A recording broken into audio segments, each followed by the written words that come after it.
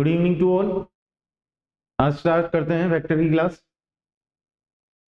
Last time में जो हमने डिस्कस किया था उसको एक बार रिवाइज कर लेते हैं। लास्ट हमने डिस्कस किया था रिजोल्यूशन ऑफ वेक्टर। उसको यहाँ पर मैंने थोड़ा सा समराइज करके लिख दिया है कि रिजोल्यूशन ऑफ वेक्टर में हमने क्या डिस्कस किया था। रिजोल्यूशन ऑफ वेक्टर का मतलब हुआ कि एक वेक्टर को डिवाइड कर देना है दो या दो से ज्यादा वेक्टर्स में। ठीक है, हमने डिस्कस किया था कि जो रिजोल्यूशन ऑफ वेक्टर है वो एडिशन ऑफ वेक्टर का जस्ट रिवर्स प्रोसेस होता है। एडिशन ऑफ वेक्टर में ये होता है कि दो या दो से ज्यादा वेक्टर को हम ऐड करेंगे, एक रिजल्टेंट वेक्टर मिलेगा। रिजोल्यूशन ऑफ वेक्टर में क्या होगा कि एक वेक्टर को तोड़ेंगे, दो या दो से ज्यादा वेक्टर्स हमें मिलेंगे। तो रिजोल्यूशन की अगर हम बात करें तो दो तरह से रिजोल्यूशन होता है, एक 2 डायमेंशनल रिजोल्यूशन और एक 3 डायमेंशनल रिजोल्यूशन। ठीक है, 2 डायमेंशनल रिजोल्यूशन में हमें वेक्टर के 2 कंपोनेंट मिलेंगे, 3 डायमेंशनल रिजोल्यूशन में 3 कंपोनेंट मिलेंगे। 2 डायमेंशनल रिजोल्यूशन पर डिटेल में बात कर लेते हैं। 2 डायमेंशनल रिजोल्यूशन जैसे हमने यहाँ ड्रॉ किया है कि सपोज हमारा वेक्टर XY प्लेन में है। ये सब कुछ हमने लास्ट क्लास में डिस्कस किया था, यहाँ पर तो बस मैं उसको एक बार रिकॉल करा रहा हूँ। तो हमने XY प्लेन में एक वेक्टर लिया था, ये एंगल थीटा लिया था। वेक्टर का x वाला कंपोनेंट AX और y वाला कंपोनेंट AY लिखा था। तो A vector equals to AX vector plus AY vector. Unit vector की फॉर्म में लिखेंगे तो AXI प्लस AYJ हो जाएगा। मैग्नीट्यूड की अगर बात करेंगे तो root AX square plus AY square. ये सारी चीजें मालूम है हमें किस तरह से आई थी। फिर x वाले कंपोनेंट की अगर बात करेंगे तो A cos थीटा, y वाले कंपोनेंट की बात करेंगे तो A sin थीटा।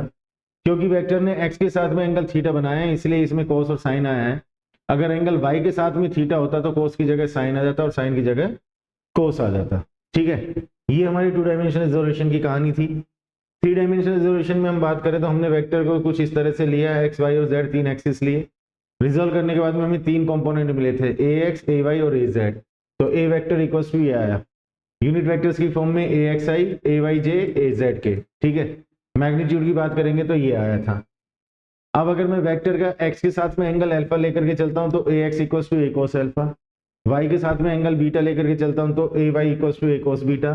z के साथ में एंगल गामा लेकर के चलता हूं तो AZ equals to A cos gamma. ठीक है, स्क्वायर करके जब मैं सबको ऐड करता हूं तो मुझे finally cos square alpha plus cos square beta plus cos square gamma equals to 1 मिलता है। ये जो cos alpha cos beta cos gamma है इनको हम कहते हैं कोसाइंस अलोंग द एक्सिस। तो अलोंग द एक्सिस जो कोसाइंस आए उन कोसाइंस का जो स्क्वायर है उन स्क्वायर्स का जो सम है दैट इज इक्वल्स टू 1। यहीं से हम सॉल्व करते हैं। cos की जगह अगर sin की बात करते हैं तो sin square alpha plus sin square beta plus sin square gamma is equals to 2 आता है। तो cos के लिए अगर बात करेंगे तो इक्वल्स टू 1 आ रहा है, sin के लिए अगर बात करेंगे तो 2। ये सब कुछ हमने डिटेल में डिस्कशन किया था कि ऐसा सब कुछ हुआ क्यों, वो प्रीवियस क्लास में हमने डिस्कस कर लिया था।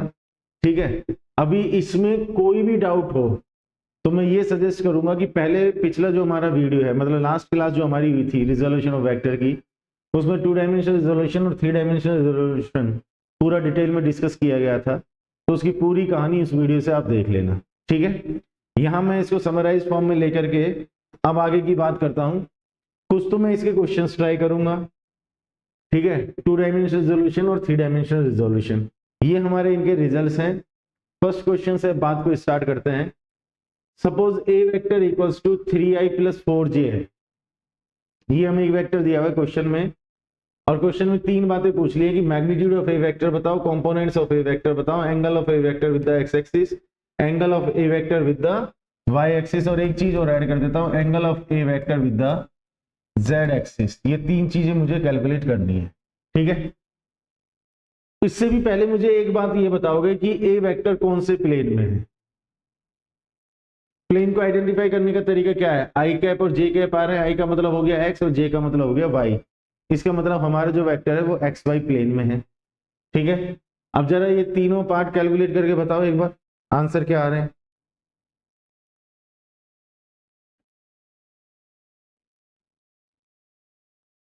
ठीक है, XY प्लेन में वेक्टर हो गया, बिल्कुल सही आंसर है। मैग्नीट्यूड 5 आ रहा है, वेरी गुड। कंपोनेंट क्या क्या आ रहे हैं,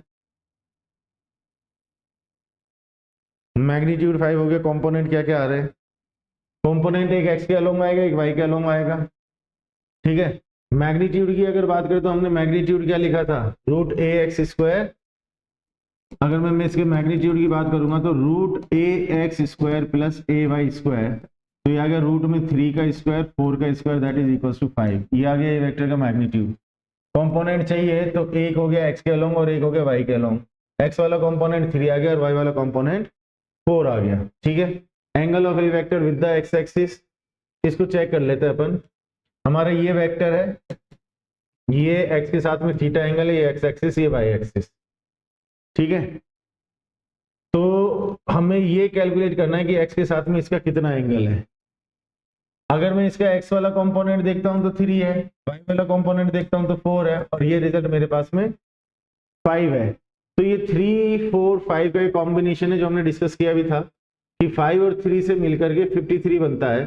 तो ये वाला एंगल 53 डिग्री आएगा, मतलब वेक्टर का एक्स के साथ में एंगल 53 डिग्री हो गया, तो वाई के साथ में एंगल हो गया 90 माइनस 53, ये वाई के साथ में एंगल आ गया 37 डिग्री, ठीक है।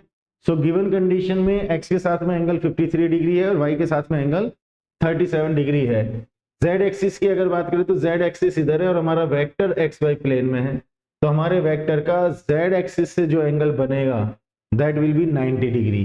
तो जेड एक्सिस से 90 डिग्री हुआ, वाई एक्सिस से 37 डिग्री हुआ और एक्स एक्सिस से 53 डिग्री हुआ, ठीक है। ये हमारा क्वेश्चन सॉल्व हुआ। कोई डाउट है तो बोल सकते हैं।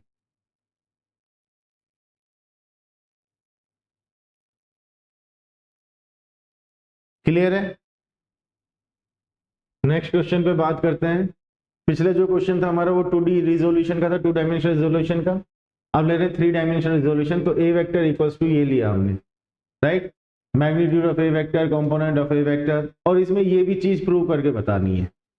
पहले तो मैग्नीट्यूड की बात कर लेते हैं। सोल्व करोगे? सोल्व कर लो एक बार, थोड़ा सा टाइम देता हूं, ट्राई करो, तीनों पार्ट सोल्व करो। ये तीसरा पार्ट है जिसमें प्रूव करना है। cos square alpha plus cos square beta plus cos square gamma equals to 1, ये तीसरा पार्ट है। तीनों पार्ट एक बार ट्राई कर दो।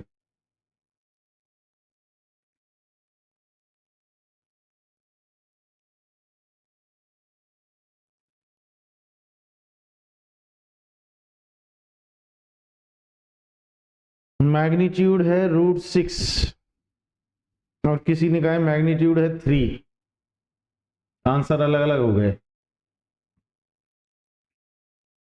चलो हम भी चेक कर लेते हैं। मैग्नीट्यूड की अगर बात करें तो रूट में ए एक्स स्क्वायर प्लस ए वाई स्क्वायर प्लस ए जेड स्क्वायर, तो रूट में 2 का स्क्वायर प्लस 1 का स्क्वायर प्लस 2 का स्क्वायर, एक्स वाला कंपोनेंट, वाई वाला कंपोनेंट, जेड वाला कंपोनेंट।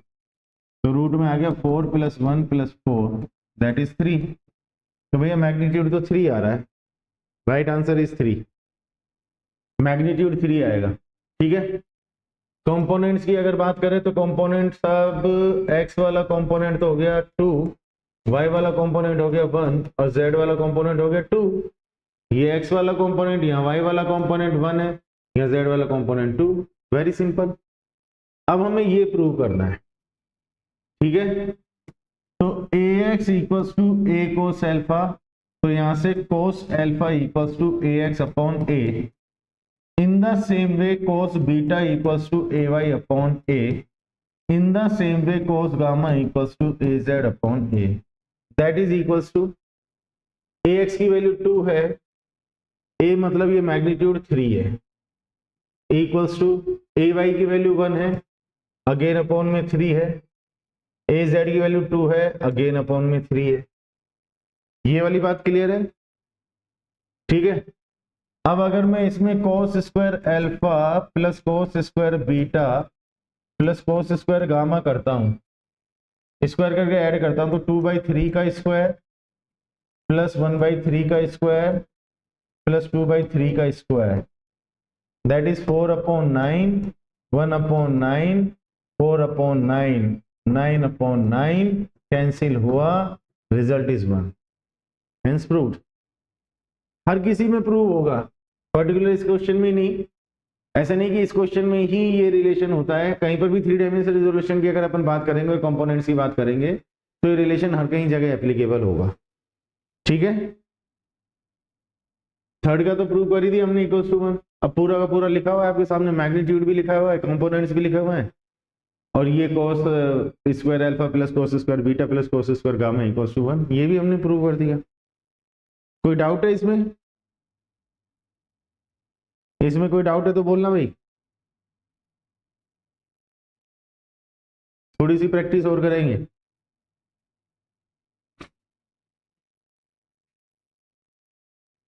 क्लियर है क्या? ठीक है, आगे बढ़ते हैं। नेक्स्ट क्वेश्चन है कि मुझे दो वेक्टर दिए हुए हैं, ए वेक्टर और बी वेक्टर। मुझसे कहा है कि mod a vector plus b vector और mod a vector minus b vector चाहिए। ट्राई कर लो एक बार, ट्राई कर लो दोनों को।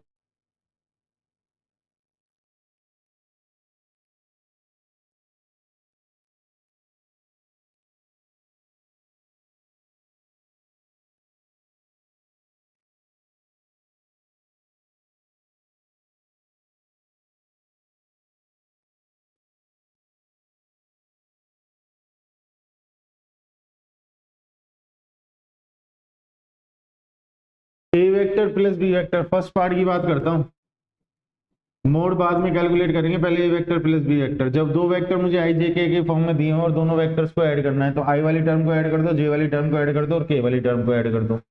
यहाँ वाली टर्म है 1, यहाँ पर आई वाली टर्म नहीं है तो आई, जे और जे को ऐड करूंगा तो 2j, के और के को ऐड करूंगा तो दूसरे में के है ही नहीं, तो ए वेक्टर प्लस बी वेक्टर ये आ गया। अब इसका अगर मैं मैग्नीट्यूड कैलकुलेट करूं तो रूट में 1 का स्क्वायर, 2 का स्क्वायर, 1 का स्क्वायर, रूट में 1 प्लस 4 प्लस 1 कितना आया, रूट में 6। ये तो ए वेक्टर प्लस बी वेक्टर का मैग्नीट्यूड आया, सही बात है, रूट 6, वेरी गुड। सेकंड वाले में ए वेक्टर प्लस बी वेक्टर कर लेते हैं, आई वाली टर्म जे वाली में से जे वाला खत्म हो जाएगा, माइनस का के, तो ए वेक्टर माइनस बी वेक्टर किया तो आई माइनस के आ गया। अभी इसका मैग्नीट्यूड अगर मैं लेता हूं तो कितना आएगा, रूट 1 का स्क्वायर, 1 का स्क्वायर, रूट 2 आ जाएगा। ये माइनस से कंफ्यूज मत होना, स्क्वायर होकर के प्लस ही होना है, तो रूट 2 आ गया। ए वेक्टर प्लस बी वेक्टर का मैग्नीट्यूड रूट 6 है, ए वेक्टर माइनस बी वेक्टर का मैग्नीट्यूड रूट 2 है। Is that clear? ठीक है कहानी, आगे बढ़ते हैं। ठीक है, थोड़ा सा चेंज करते हैं पैटर्न। क्वेश्चन लिखा हुआ है, a man walks 5 metre towards north, then 10 metre east and finally 5√2 metre towards north east direction, find the displacement of man. आदमी पहले 5 मीटर नॉर्थ डायरेक्शन में गया, फिर 10 मीटर ईस्ट में गया, फिर 5√2 मीटर वो नॉर्थ ईस्ट डायरेक्शन में गया, तो उसका डिस्प्लेसमेंट कितना होगा कैलकुलेट करके बताओ, ट्राई करो, डिस्प्लेसमेंट कितना है।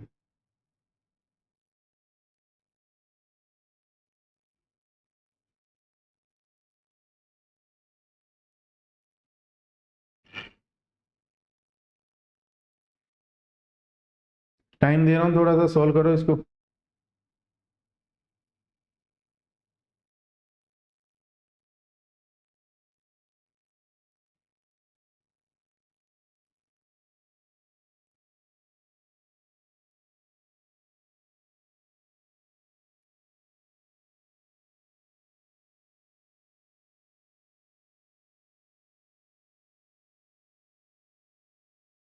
सॉल्व हो रहा है नहीं हो रहा है, ट्राई कर रहे हो नहीं कर रहे हो, मैं डिस्कस करूं, फिर इसी क्वेश्चन में थोड़ा सा चेंज कर देंगे, वो पूरी तरह से आप सॉल्व कर लेना। 4 डायरेक्शंस बना दिए, कैसे अप्रोच करना है क्वेश्चन को समझ लेना। यहां से पहले आदमी नॉर्थ में गया, ए पॉइंट पर पहुंच गया, 5 मीटर चला, फिर वो 10 मीटर ईस्ट में चला, तो वो यहाँ बी पॉइंट पर पहुंच गया, ये उसका 10 मीटर हो गया, फिर वो 5√2 मीटर नॉर्थ ईस्ट में चला। यहाँ अगर मैं 4 डायरेक्शन बनाऊंगा तो नॉर्थ, साउथ, ईस्ट और वेस्ट। अब यहाँ से वो नॉर्थ ईस्ट डायरेक्शन में, मतलब इधर की तरफ गया, सी पॉइंट पर 5√2 मीटर, सही है। डिस्प्लेसमेंट चाहिए, तो इनिशियल पोजीशन ये है और फाइनल पोजीशन ये है, ठीक है। तो पहले वो इस डायरेक्शन में गया, फिर वो इस डायरेक्शन में गया और फाइनली वो इस डायरेक्शन में गया। उसका डिस्प्लेसमेंट कैलकुलेट करना है, तो इनिशियल को फाइनल से मैं ज्वाइन करूंगा। वेक्टर की लैंग्वेज में अगर बात करूं तो ये वेक्टर प्लस ये वेक्टर प्लस ये vector equals to resultant vector, मतलब अगर मैं इसको रफली ड्रॉ करूँ तो एक वेक्टर ये है, एक वेक्टर ये है, एक वेक्टर ऐसे है, तो हमारा रिजल्टेंट वेक्टर कुछ ऐसे आना चाहिए। सो ये वेक्टर प्लस ये वेक्टर प्लस ये वेक्टर करूँ तो हमारा ये रिजल्टेंट डिस्प्लेसमेंट आ जाएगा। ठीक है, अब बस मुझे इन सबको वेक्टर फॉर्म में लिखना है। मैग्नीट्यूड मेरे पास में सबका है, तो सबसे पहली चीज तो मैं ये लिखूंगा कि जो OC वेक्टर है that is equals to OA vector plus AB vector plus BC vector. सही बात है। अब इनको वेक्टर फॉर्म में कैसे लिखें? इधर एक्स एक्सिस और इधर वाई एक्सिस कंसीडर कर लेते हैं, ठीक है ना। तो आई और जे की लैंग्वेज में बात कर लेंगे, तो ओ ए वेक्टर की अगर बात करें तो ये वाई के अलाउ हो गया, मैग्नीट्यूड 5 है, इसको मैंने 5J वेक्टर कह 5J कैप कह दिया। ए बी वेक्टर की बात करें तो वो एक्स के अलाउ होंगे 10 मीटर, तो इसको मैंने 10I कैप कर दिया। BC वेक्टर की अगर बात करें, हाँ इसको देखना पड़ेगा, ये हमारा BC वेक्टर है, ठीक है, तो इसका एक कंपोनेंट इधर आएगा, एक कंपोनेंट इधर आएगा। अलग से शो कर देता हूं कि ये हमारा वेक्टर है 5√2 और ये एंगल है हमारा 45 डिग्री, तो इधर का कंपोनेंट आएगा 5 और इधर का कंपोनेंट भी आएगा 5। तो मैं इस वेक्टर को लिखूंगा 5I प्लस 5J, तो ये वेक्टर आ गया 5I प्लस 5J। तो फाइनली OC वेक्टर सबको ऐड कर दूंगा, I वाली टर्म्स को ऐड करूंगा तो 15I हो गया, J वाली टर्म्स को ऐड करूंगा तो 10J हो गया। ठीक है, अब चाहे तो इस मैग्नीट्यूड को कैलकुलेट कर लेते हैं, तो आ जाएगा 15 का स्क्वायर 225 और ये आ जाएगा 100, तो 325 का रूट आएगा बेटा। चेक कर लेना पूरी कहानी एक बार अच्छी तरह से, कोई डाउट है तो बोलना।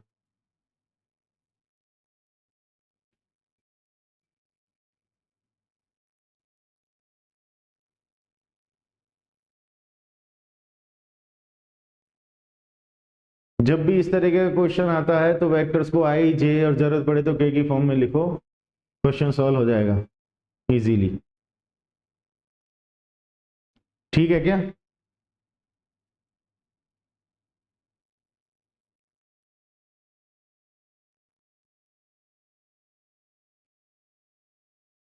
कोई डाउट है इसमें?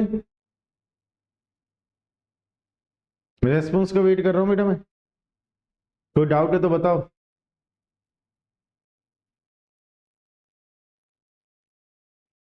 एक का ही रेस्पॉन्स आया अभी।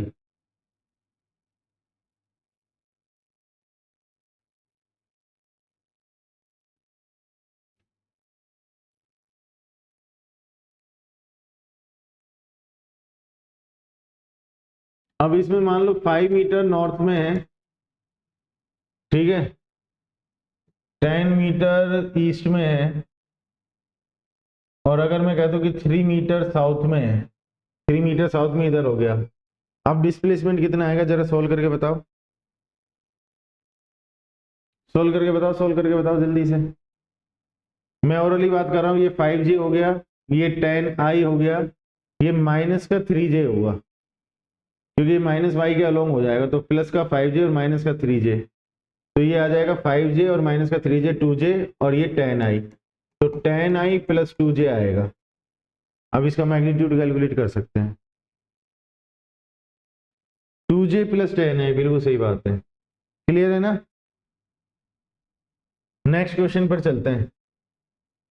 ये देखो क्यूब वाला क्वेश्चन आ गया, क्यूब का साइड A है, इस पॉइंट से और इस पॉइंट तक का डिस्प्लेसमेंट अगर कैलकुलेट करें तो, ठीक है, AB ये डिस्प्लेसमेंट कितना आएगा कैलकुलेट करके बताओ। यहां से यहां तक के लिए अगर बात करें तो डिस्प्लेसमेंट कितना होगा कैलकुलेट करो, find the value of displacement diagonal, मतलब नीचे वाले कॉर्नर से ऊपर वाले कॉर्नर तक जाते हैं तो डिस्प्लेसमेंट कितना आ जाएगा।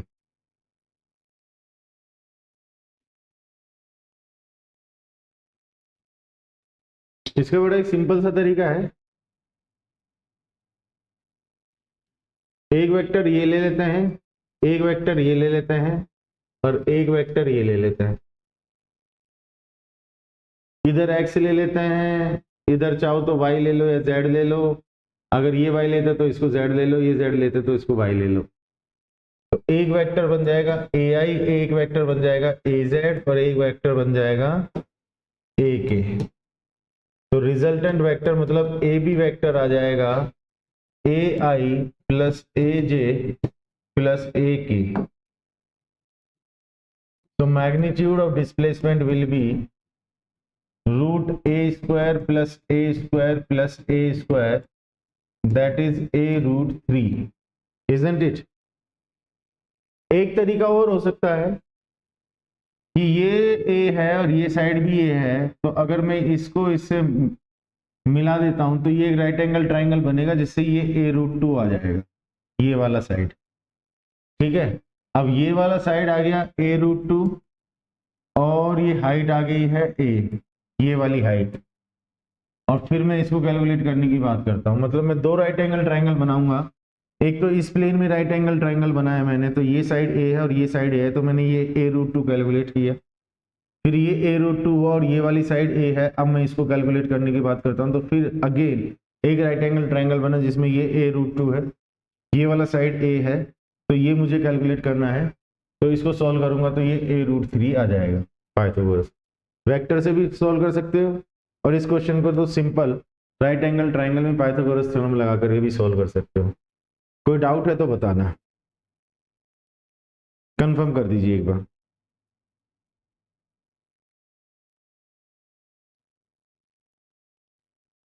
क्लियर है ये?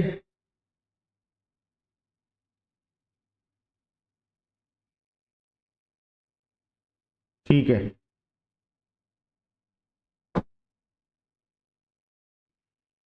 ये वेक्टर सब्ट्रैक्शन का ही क्वेश्चन है। एक स्टूडेंट ने मेरे से क्वेश्चन किया था, इसलिए मैं इसको डिस्कस कर रहा हूँ। ये वेक्टर रिजोल्यूशन से रिलेटेड क्वेश्चन नहीं है, पीछे जो हमने सब्ट्रैक्शन और वेक्टर की बात की थी उस पर बेस्ड क्वेश्चन है। अच्छा क्वेश्चन है, इसलिए आपसे डिस्कस कर रहा हूँ।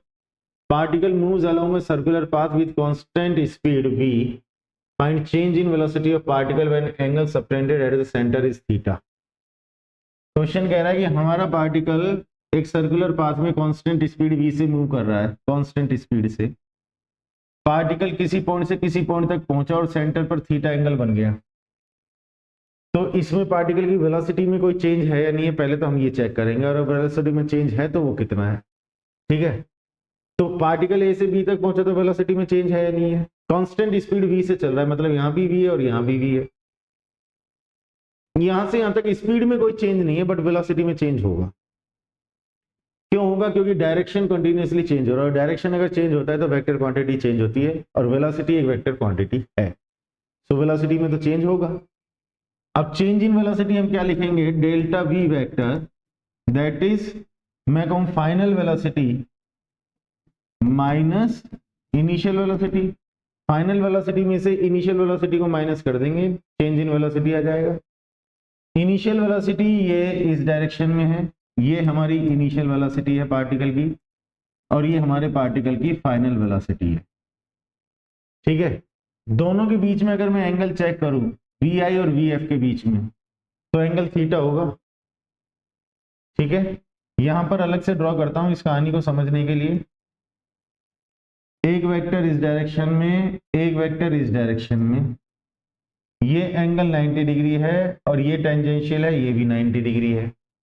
ये हमारा वी आई वेक्टर है और ये हमारा वी एफ वेक्टर है। अगर मैं इस वी आई वेक्टर को भी उठा करके वी एफ वेक्टर के साथ में चिपका दूं ऐसे, तो मुझे यही तो एंगल दोनों के बीच में चाहिए। अब इस एंगल को कैलकुलेट कर रहे हैं, ये एंगल थीटा है, तो ये एंगल आप कैलकुलेट करके देखो थीटा होगा या नहीं होगा। ये वाला एंगल 90 माइनस थीटा आएगा, क्योंकि ये एंगल 90 डिग्री है, ये एंगल थीटा है, तो ये 90 माइनस थीटा आएगा। कंप्लीट एंगल 180 डिग्री है, ये वाला एंगल। इस 180 डिग्री में से ये एंगल 90 डिग्री और ये एंगल 90 माइनस थीटा, तो ये एंगल हमारा थीटा आएगा। इसका मतलब जो एंगल यहाँ पर बनेगा वही इन दोनों वेलोसिटी के बीच में बनेगा। अब अगर मैं इसका मैग्नीट्यूड कैलकुलेट करूं तो root V F square plus V I square minus 2vf vi cos of theta. ये कहानी मैं कहां से लिख रहा हूं?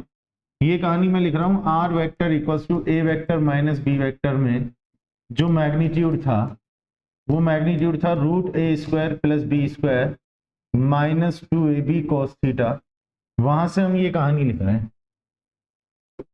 अब इसमें VI और VF मैग्नीट्यूड तो दोनों का ही V है, तो V square plus V square minus 2 V square cos theta root 2V square minus 2V square cos theta. Root में 2V स्क्वायर को मैंने कॉमन लिया, ब्रैकेट में 1 minus cos theta root 2V square और 1 माइनस cos थीटा को बोल दिया मैंने 2 साइन स्क्वायर थीटा बाई 2। ये फॉर्मूला हम पहले भी डिस्कस कर चुके हैं, यहाँ लिख देता हूँ cos 2 theta equals to 1 minus 2 sine square theta, यहाँ से तो यहाँ थीटा करूंगा तो थीटा बाई 2 हो जाएगा। 2 इंटू 2 4, तो रूट में आ गया 2, ये आ गया v और ये आ गया हमारा sine theta by 2। This is the change in velocity 2v sine theta by 2। Important चीज ये है कि vi और vf के बीच में एंगल वही होगा जो सेंटर पे बनेगा। यहाँ से मैं चेंज इन वेलोसिटी का मैग्नीट्यूड कैलकुलेट करूंगा तो vi और vf दोनों की जगह v पुट कर दूंगा, एंगल उनके बीच का थीटा, इसको सोल्व करूंगा तो change in velocity 2v sine theta by 2 आ जाएगा। ठीक है, बात क्लियर है या कोई डाउट है इसमें?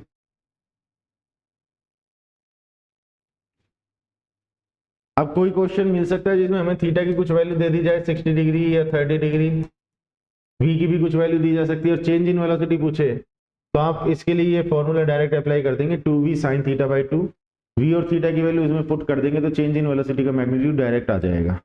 ठीक है, कोई डाउट है तो बता दीजिए।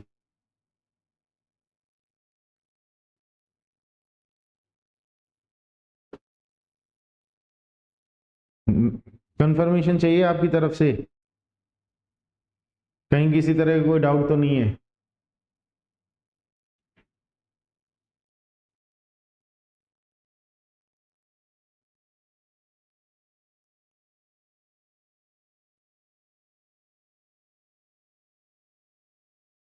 क्लियर है? चलो ठीक है, बढ़िया है। तो आज हमने रिजोल्यूशन ऑफ वेक्टर के क्वेश्चंस भी डिस्कस कर लिए हैं। ठीक है, अब वेक्टर की एक क्लास और होगी जिसमें product of vectors upon discuss करेंगे, जिसमें स्केलर प्रोडक्ट और वेक्टर प्रोडक्ट की बात होगी। नेक्स्ट क्लास में उसको डिस्कस करेंगे और फिर उसके क्वेश्चंस की प्रैक्टिस करेंगे। ठीक है, आज की कहानी हमको क्लियर है। रिजोल्यूशन ऑफ वेक्टर अगर आपको पढ़ना है पूरा डिटेल में तो पिछला जो अपना वीडियो है उस वीडियो को चेक कर लेना, उसमें रिजोल्यूशन ऑफ वेक्टर पूरा दिया हुआ है। ठीक है, बाकी फिर नेक्स्ट क्लास में डिस्कस करते हैं। Till then take care, good bye, thank you, good night, bye.